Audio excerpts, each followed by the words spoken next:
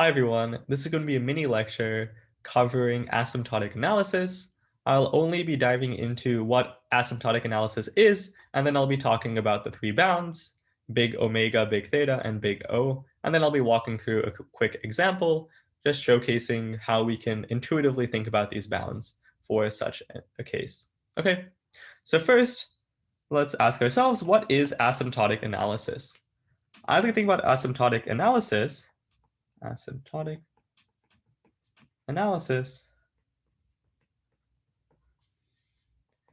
is classifying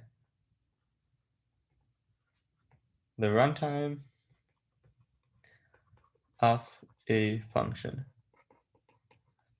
So to classify the runtime of a function, we use three bounds, and it's really important that you guys understand what these bounds actually mean, okay? So the three bounds that we're going to use are omega, theta, and big O. So intuitively, I like to think about omega and big O as a lower bound and upper bound, respectively.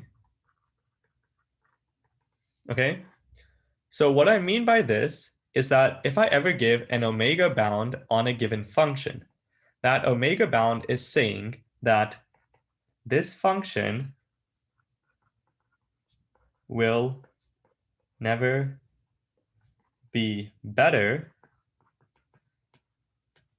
or faster than this bound.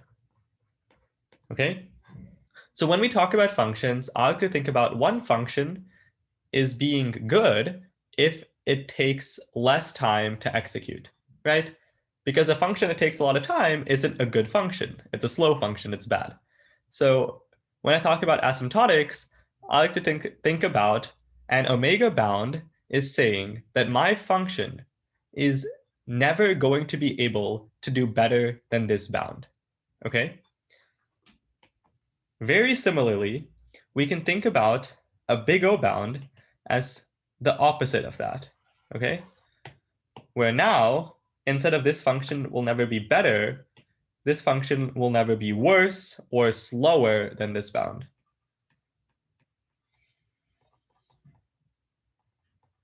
Okay, these are my intuitive ways of explaining to myself what omega means and what big O means, right?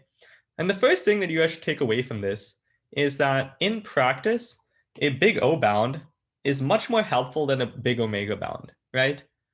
You would rather be sure that your function will never be slower than a given bound than know that your function will never do better than something, right? Because if we know that our function will never do worse than this, we can ensure that it will always take time that's less than that, right? So a big O bound definitely tells us more about our function, but a big omega bound is also helpful to know. So finally, let's talk about a big theta bound. A big theta bound happens when the tightest omega bound is equal to the tightest big O bound. Then and only then do we have a theta bound.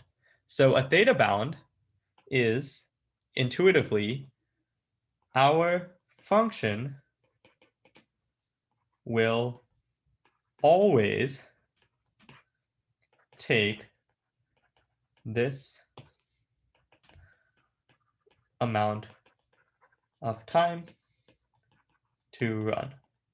So what do I mean by this? And what do I mean by this first statement? Okay, so if we imagine an omega bound, if the tightest omega bound is equal to the tightest big O bound, right? We can think about omega bound as like a lower bound. We can think about big O as an upper bound. If the tightest omega is equal to the tightest big O, it tells us that our function will always take the same amount of time to run, right? Because there's no variability.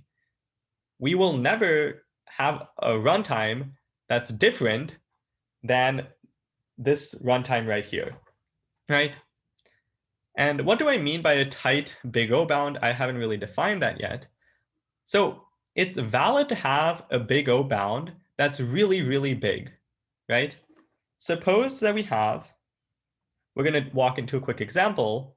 Suppose that we have the following function, okay? All this function is doing is that it takes in a given array. Let's assume this array is of length n, okay? So what this function is going to do, it's going to look at every element in the array. If any element is equal to 4, we're going to terminate the function, okay? So looking at this function, it's pretty easy to see that the most amount of time this function can take is going to be n time, right? The reason for this is that the most amount of work we can do in this function is simply looking at every single element in the given array, right? So what we can say, which is totally true, is that this function runs in big O of n, meaning that this function will never be worse or slower than big O of n, right? What we can also say, but this isn't a tight bound, is that this function runs in big O of n squared.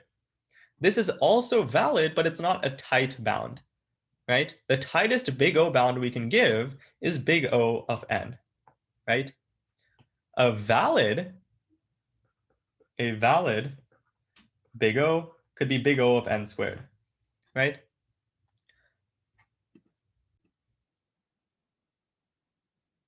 So when we are talking about the tightest big O bound and the tightest omega bound, if they are ever equal, which is what must be the case for a theta bound to exist, it means that a function will always take the same amount of time to run, okay? So looking at this example, let's ask ourselves, does a theta bound exist, okay? So what we can see here is that the tightest big O bound we can give is big O of n. The tightest omega bound we can give is going to be omega of 1, or omega of constant, because this function can potentially take constant time if the first element in the array is the number 4, right? In which case, we immediately see this if condition and we terminate immediately, okay? So the tightest big O bound we can, or tightest omega bound we can give is omega of 1, and the tightest big O bound we can give is big O of n, which tells us that there is no possible theta bound for this function, because if the tightest omega bound is not equal to the tightest big O bound, we know that this function doesn't always take the same amount of time to run. There's some degree of variability here, right?